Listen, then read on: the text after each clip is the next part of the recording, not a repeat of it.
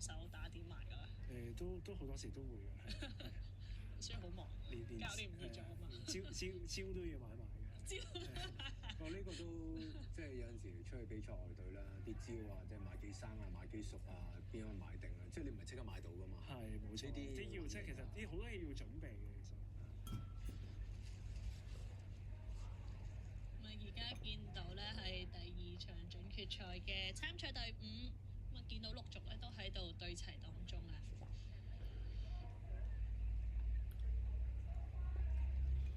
今日嘅天氣又真係好好啊！本身都好擔心咧，即係若然陽光好猛烈嘅話咧，太陽直射可能對於佢哋嗰個酷熱啊，同埋體能嘅對於皮膚都唔好啊。消耗啦，係啊，都咁啊見到啦，每一次去到呢啲取齊嘅時候，大家都已經入晒支掌落水準備啦。呢個角度真係好齊整。係。即係嗰個對齊嘅工作咧，司線員係做得非常之專業啊！非常多謝現場嘅工作人員配合，去辛苦去工作啦。咁啊，可以留意下呢一場啦，見到5號線嘅新會雲達陳皮啦，咁啊都係經常出現喺國際賽裏邊嘅。頭先聽到比賽聲一響啦，呢場第二場準決賽國際混合錦標賽咧就正式開始。咁啊，正如等 Sir 預測啊，5號線道中國新會宏達堂陳皮龍舟隊啦，個起步好有競爭啊！一嚟就已經帶出咗半條龍咁滯啦。咁啊，而家開段都係頭段都係喺一個叫做快嘅獎頻啦，高速嘅獎頻去走最高，令到條船去走一個最高嘅船速啦。喺即係頭先介紹過啦，混合賽上邊咧，男女子嘅成員咧都各佔一半啦。其實喺嗰個獎幅蛙幅上邊咧，可能都要睇下點樣去對得好一啲。即係男士直觀會覺得比較高大一啲啦，蛙幅應該長少少嘅，可能佢要調整就縮短啲。女士又要攞翻長啲喎。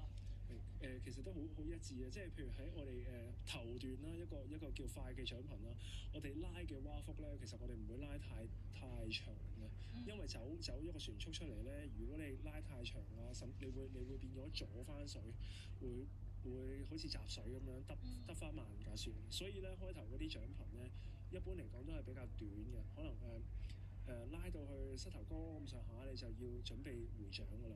咁但係去到而家中段咧，你見到咧每一條龍舟隊每一支隊伍咧，佢哋都個蛙幅個獎頻都已經係降低咗個獎頻，而且拉大咗個蛙幅啦。可以睇下5號嘅新會宏達堂陳皮龍舟隊嗱，咁佢而家中段咧開咗一個開大嘅蛙幅啦，咁佢哋最需要嘅就係做住一個整合性嘅齊整合啦嘅好一致嘅蛙幅啦。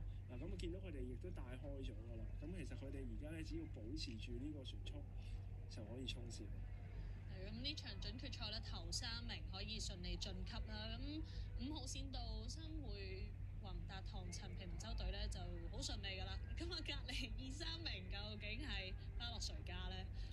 咁啊，而家見到咧就應該係聖地牙哥龍舟隊啦，跟住哇非常接近喎 CYL 澳洲嘅隊伍，同埋另一邊廂係 Down Underdogs。咁都要有待大會最後嘅成績公佈啊！呢個鏡頭咧，作為運動員應該最唔想去捕捉。唔理㗎啦，到時即係因為乜嘢都已經係喺頭先個500米比晒出嚟。